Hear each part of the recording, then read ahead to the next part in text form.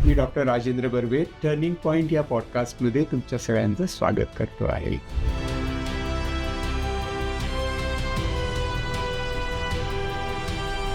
कोविडपासनं या वेबिनार्सनं आम्ही सुरुवात केली आणि अशाच या प्रवासातल्या आपली एक मैत्रीण आपल्याबरोबर आलेली डॉक्टर माधवी कोखले.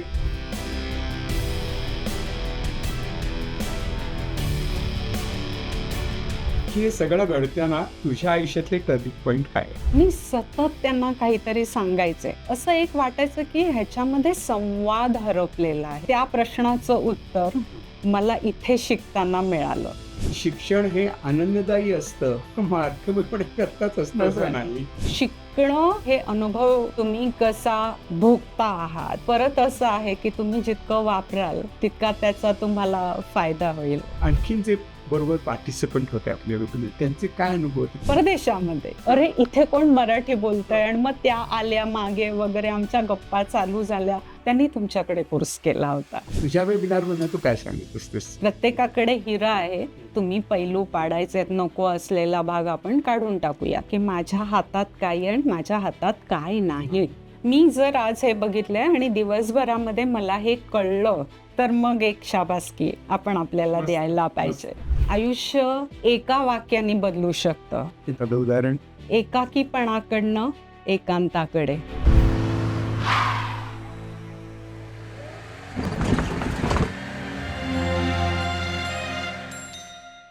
नमस्कार, मी doctor Rajendra Barve turning point या पॉडकास्टमध्ये तुमच्या सगळ्यांचं स्वागत करतो आहे. टर्निंग पॉइंट हा आपला पॉडकास्टचा विशेष विषय असतो. याचं कारण प्रत्येक माणसाच्या आयुष्यामध्ये टर्निंग पॉइंट येत असतो.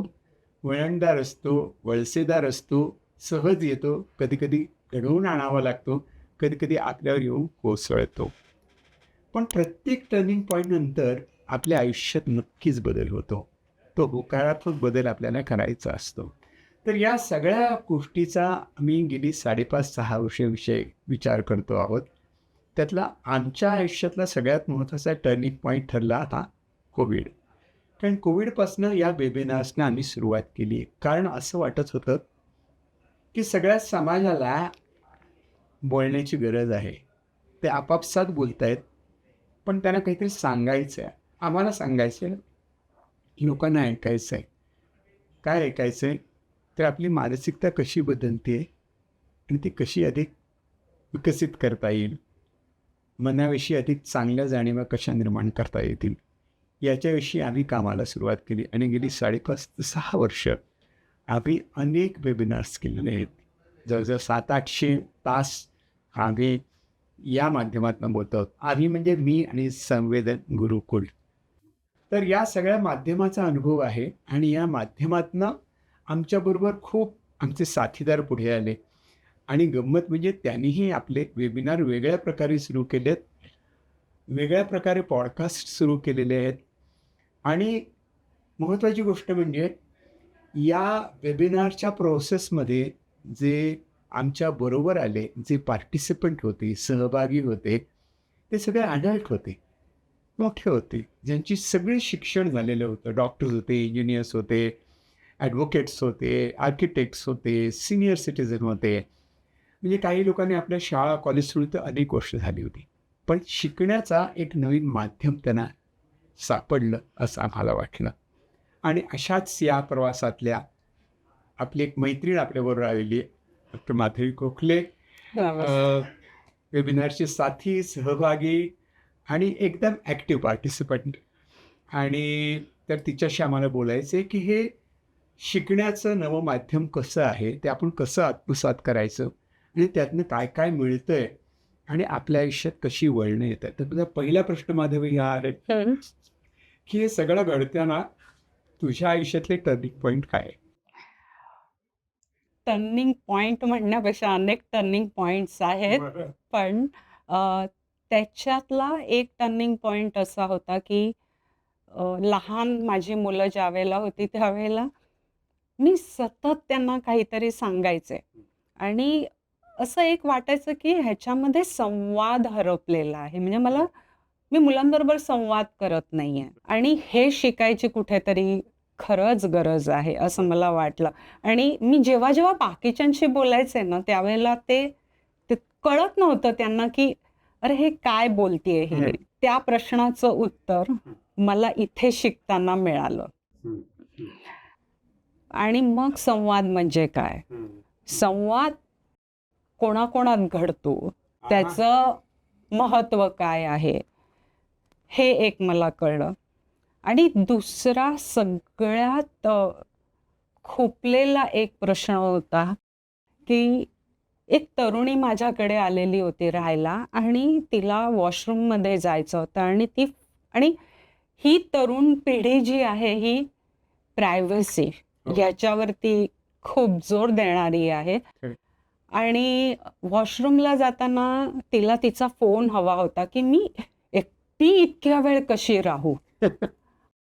आणि मग मला काहीतरी पाहिजे. मग तो गाणी लावण्याचा प्रकार असो किंवा बघून करण्याचा असो. तर दुसरा हा एक मला खूप खुपलेला मुद्दा होता की आपण एकटे राहूच शकत नाही का. एकटेपणा म्हणजे काय आणि एकटेपणा आणि एकांत ह्याच्यातला फरक मला ह्या शिक्षणातनं मिळाला. आणि लिटरली हे शिक्षण आहे. आणि कदाचित ह्या प्लॅटफॉर्ममध्ये सगळी ही जाणकार लोक बोलतात, त्याच्यातलेच तुम्ही एक आहात. कदाचित तुम्ही काय देऊन जाता ना हे तुम्हाला कळत पण नाही, पण आम्हाला जे काही मिळतं ते असं युरेका असतं की आयुष्य एका वाक्याने बदलू शकतं.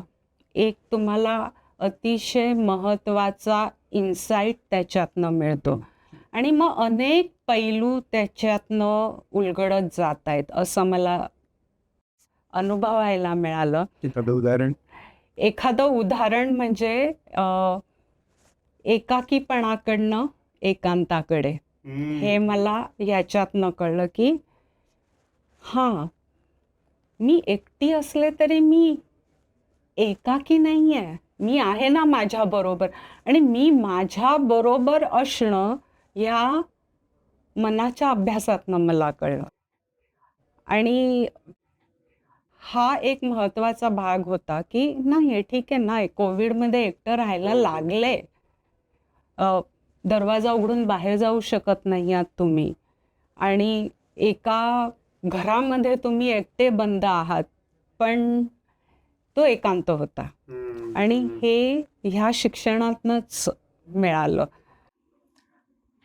दुसरा एक मुद्दा असा होता ना की शिक्षण हा शब्द जो वापरला, आता ह्या वयामध्ये काय शिकणार. म्हणजे मी ज्या वेळेला माझं शिक्षण संपलं, बास आता ह्याच्या पलीकडे मी काही शिकणार नाहीये. तर शिक्षण म्हणजे ना असा एक प्रकारचा ताण होता की एवढे मार्क मिळवायचे, मग ही पदवी घ्यायचे, मग प्रॅक्टिस चालू करायचे.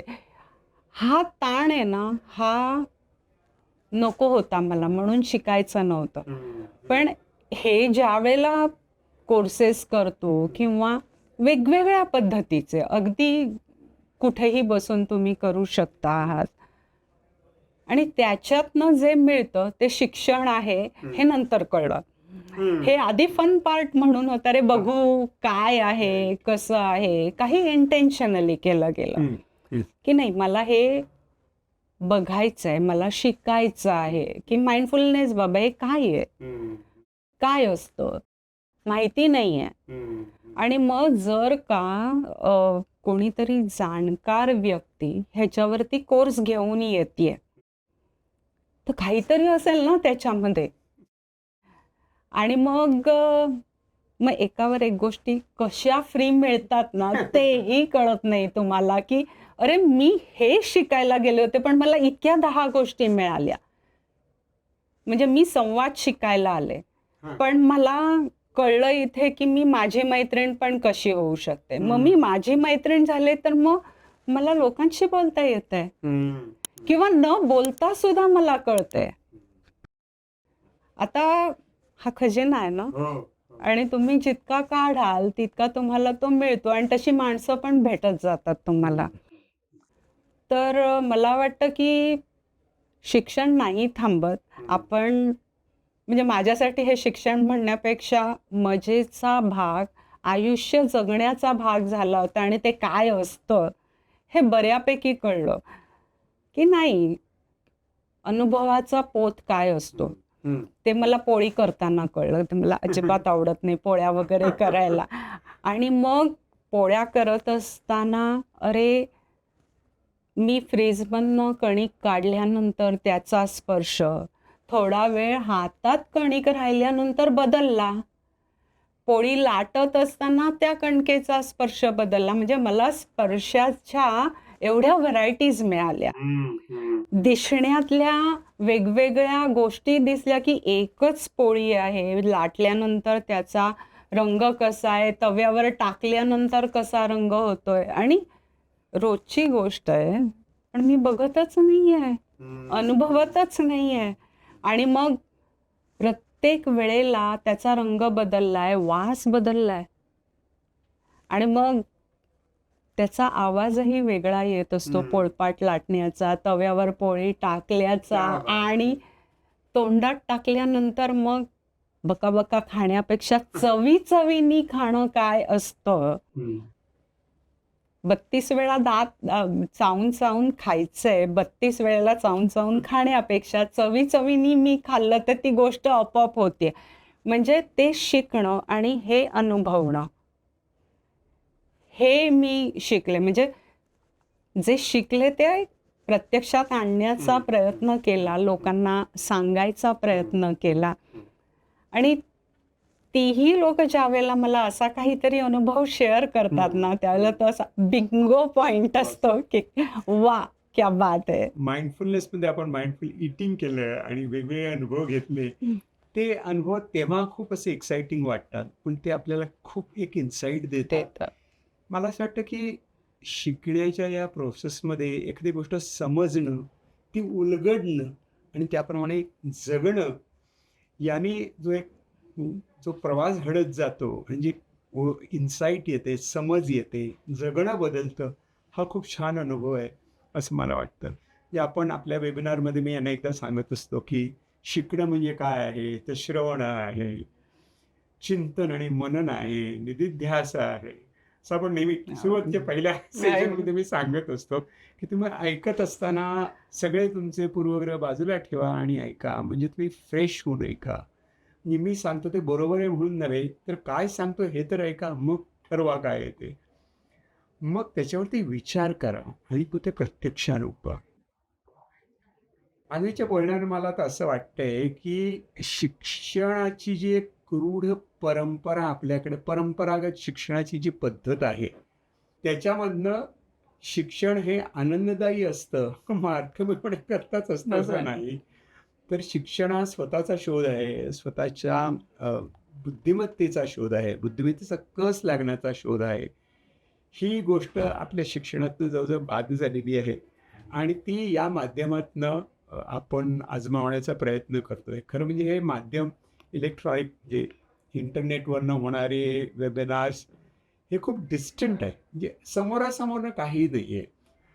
पण आपल्या इन्व्हॉल्वमेंटमुळे, प्रेझेन्समुळे आणि तुम्ही त्याच्यात पार्टिसिपेट केल्यामुळे शाळेपेक्षा अधिक सकस अनुभव मिळू शकला असं मला वाटतं.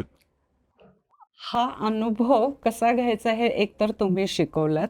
दुसरी महत्त्वाची गोष्ट ना की आपण ज्यावेळेला व्हर्च्युअल वर्ल्डमध्ये आहोत आणि त्याची आता भीती वाटते, अंगावर आल्यासारखं होतंय, कारण ते AI फॉर्ममध्ये आहे आणि कोणतीही गोष्ट आपण कशी वापरतो आहोत हे खूप महत्त्वाचं आहे.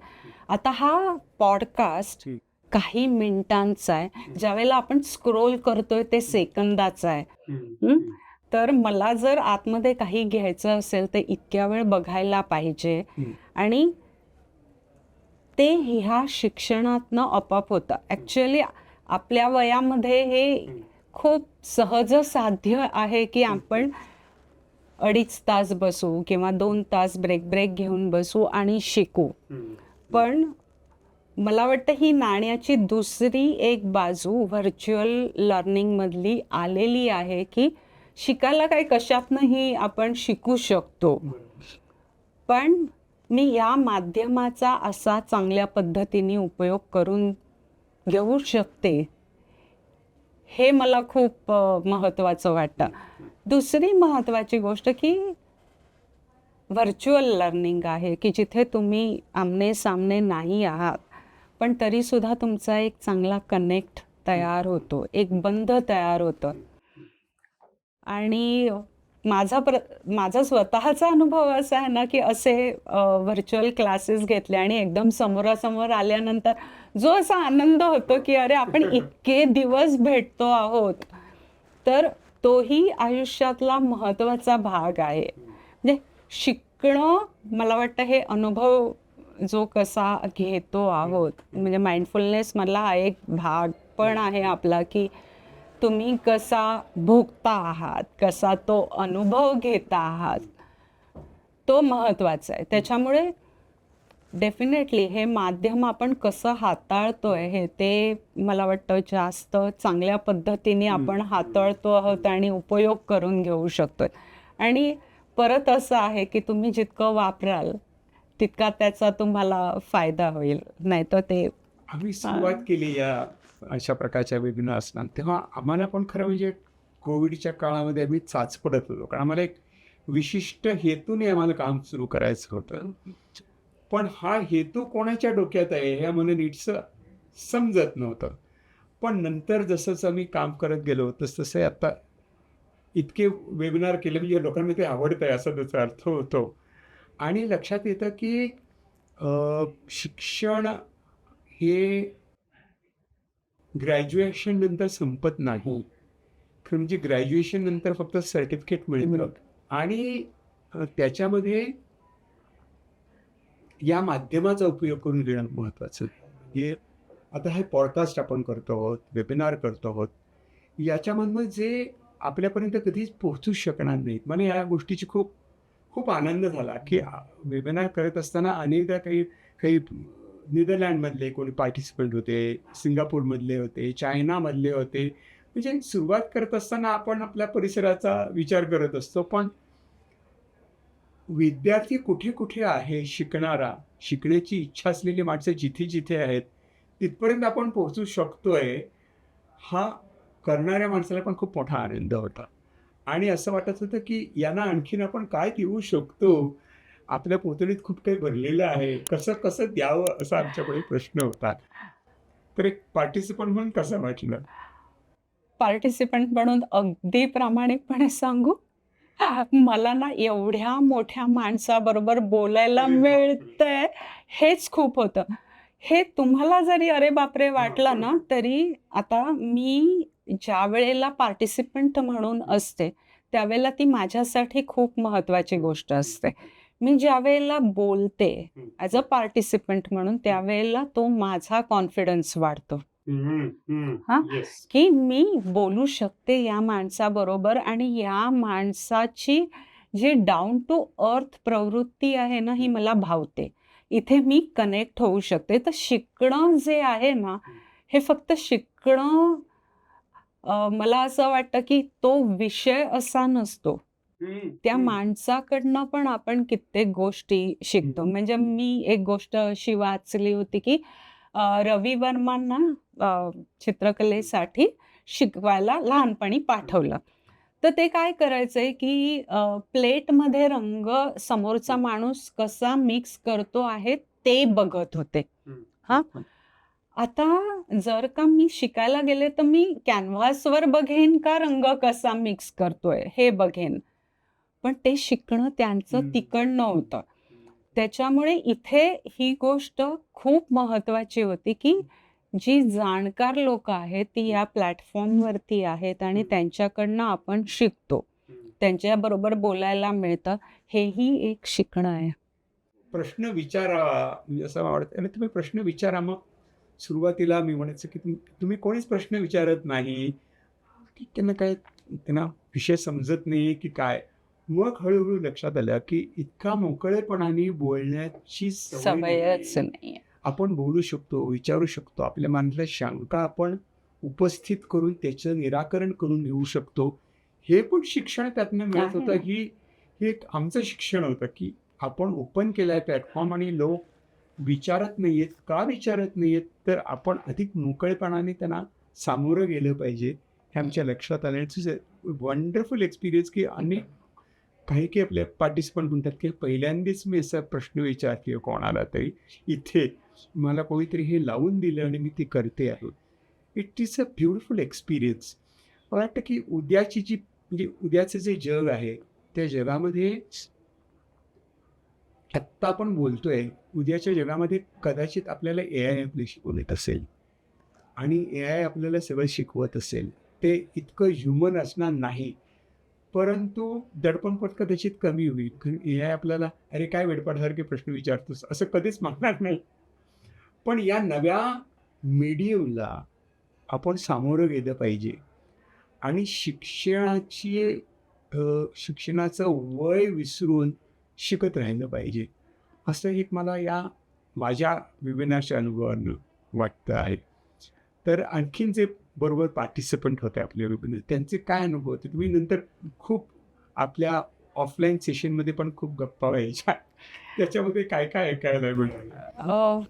एक तर आपली पार्टिसिपंट होती तिने तर तुमचे सगळेच कोर्सेस एकही सोडलेला नाही आणि मग तुम्ही म्हणताय की मला तुझ्या सगळ्या नोट्स बघायच्यात की आपण शिकवलेलं सुद्धा आपल्याला वाचायला मिळालं पाहिजे. कारण इतकं नॉलेज असल्यानंतर ते बोललं जातं आणि काय बोललो आपण हे कळत नाही. तर हा एक महत्त्वाचा भाग मला वाटतं आहे की लोक कन्सिस्टंटली अटेंड करतात.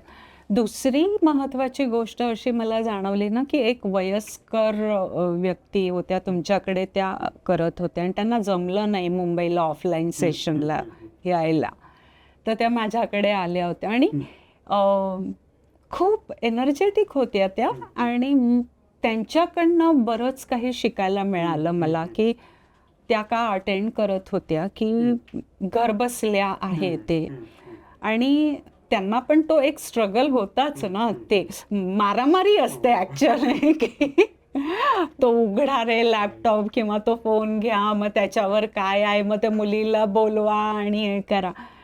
But she was enjoying it आणि थरली त्यांनी ते सगळं लर्निंग केलेलं होतं. त्यांच्या नोट्स होत्या आणि नंतर त्या परत मला आपल्या ह्याच्यातनं जे काही मिळालेलं होतं मटेरियल ते घ्यायला आलेल्या होत्या.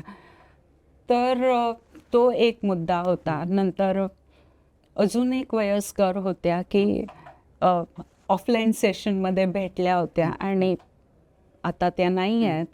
तर त्यांनी म्हणजे किती लर्निंग ह्याच्यातनं पण झालं की एकतर आपण ऑनलाईन आहोत आणि मग एक दिवस आपण ऑफलाईन भेटतो आहोत.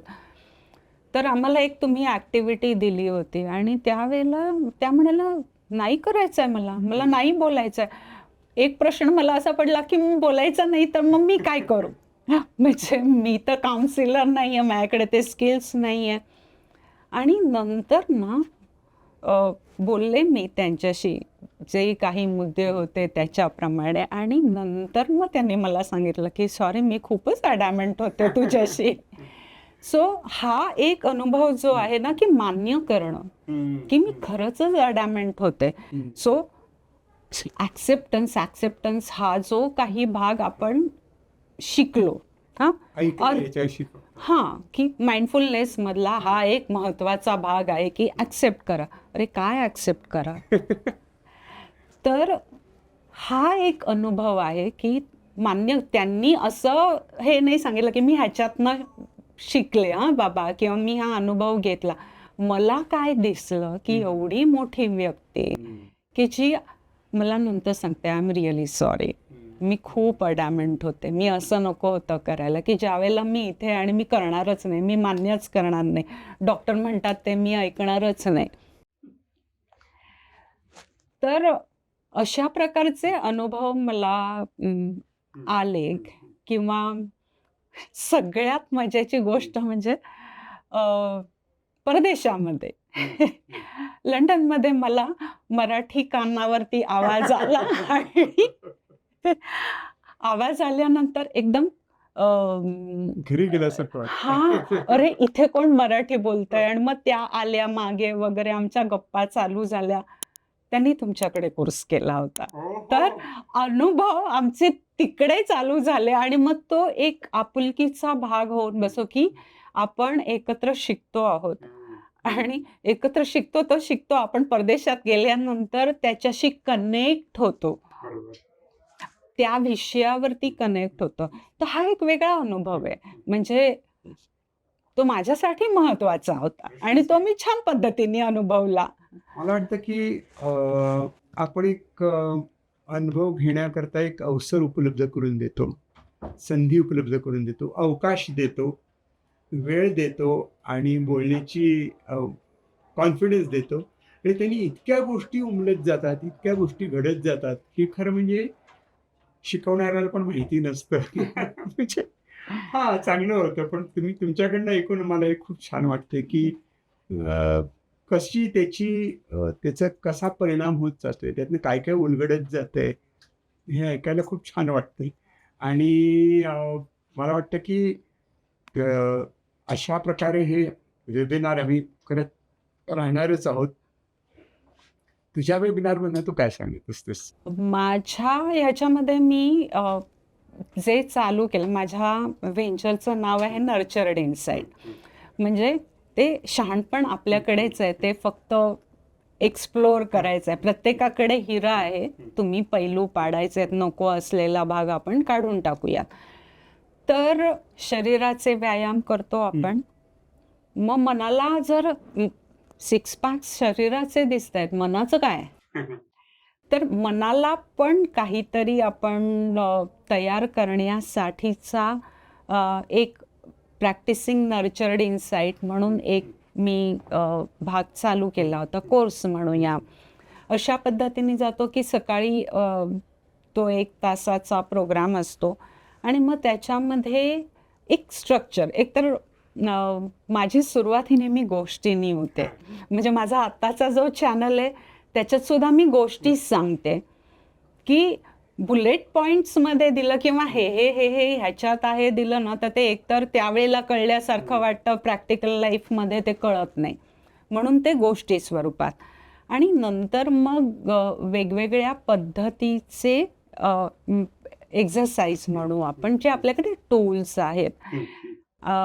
त्याच्यातलं काहीतरी शिक्षण म्हणजे लाईक एक सोपं की माझ्या हातात काय आहे आणि माझ्या हातात काय नाही. हं? हे जर मी आज शिकले तर किंवा नॉन जजमेंटल असणं म्हणजे काय, मी लेबलिंग म्हणजे काय हे कळत सुद्धा नाही आपल्याला. पण मी जर आज हे बघितलंय आणि दिवसभरामध्ये मला हे कळलं तर मग एक शाबासकी आपण आपल्याला द्यायला पाहिजे. हां. आणि मग मेडिटेशनचे प्रकार. मग मी माझ्या मनाला वळण लावते. हा एक भाग. किंवा मग स्ट्रेस विदाउट डिस्ट्रेस सारखे प्रकार किंवा पेरेंटिंग. म्हणजे पेरेंटिंग ज्यावेळेला चालू झालं तर हे काय फॅड आहे? आम्ही नाही का आमची मुलं वाढवली. मग आता काय आहे? मग आता मी समजा असं म्हटलं की मनाला शिक्षण द्यायची गरज आहे. ॲक्च्युअली ना मला असं वाटतं की हे सगळं करत असताना किंवा माझ्या क्लायंट्सबरोबर बोलत असताना एक गोष्ट लक्षात आली की आपण हे करत आलो, मनाचे श्लोक म्हणालो. मग मला मनाचे श्लोक त्याच्यातली गंमत कळली किंवा शुभंकरोती, अरे अफर्मेशन काय आहे? माझा शुभंकरोती मला तेच सांगते. तर मी अशा पद्धतीने माझ्या लोकांच्या बरोबर बोलते, माझ्या माणसांच्या बरोबर बोलते. ती माझी माणसं आहेत, नर्चर्ड इनसाइट. हां, आम्ही तुमचे. मग परिवार कसा मोठा होतोय ना, हा महत्त्वाचा मुद्दा आहे, की तुम्ही माझ्याशी मोकळेपणाने बोला. तो एक मी ती एक खिडकी ओपन ठेवली आहे, की तुम्ही बोला. ती खिडकी माझ्यापाशी मी बंद केली. तर ह्या पद्धतीने वेगवेगळ्या विषयावरती बोलणं हे मी करते. ह्याच्यात अजून कोणते विषय आले तर अँगर, हा तर एक जिव्हाळ्याचा विषय आहे. नंतर भावनिक बुद्धिमत्ता, त्याच्यावरती पण प्रॉपर कोर्सेस घेतले.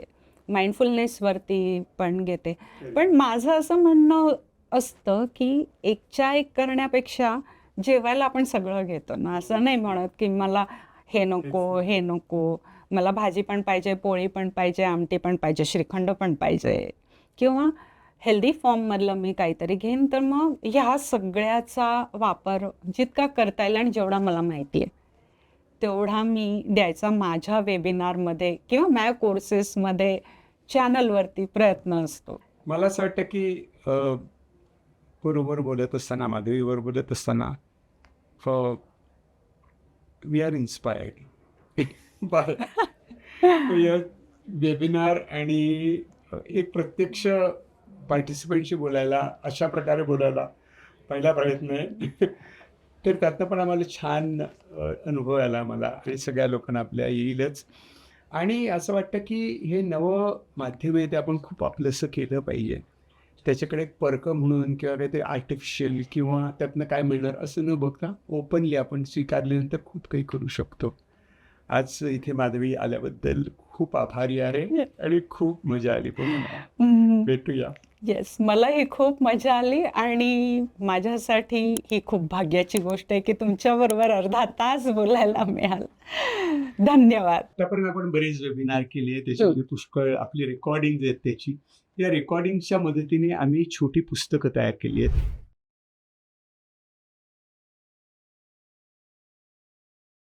तिथे ॲपवरनं आपण वाचू शकतो, ऐकू शकतो. जे मी बोललेलो आहे ते एडिट केलेलं आहे, रोल प्ले केलेले आहेत, व्हिज्युअल्स आहेत. याच्या मदतीने ते ऑडिओ व्हिज्युअल बुक आहे, ते आपण कितीही वेळा वाचू शकता, कधीही वाचू शकता. It's a self based course. तुमच्या सोयीनं तुम्ही करा. तर हा कोर्स डिझाईन केलेला आहे मी आणि त्याचं हे छोटं पोस्टर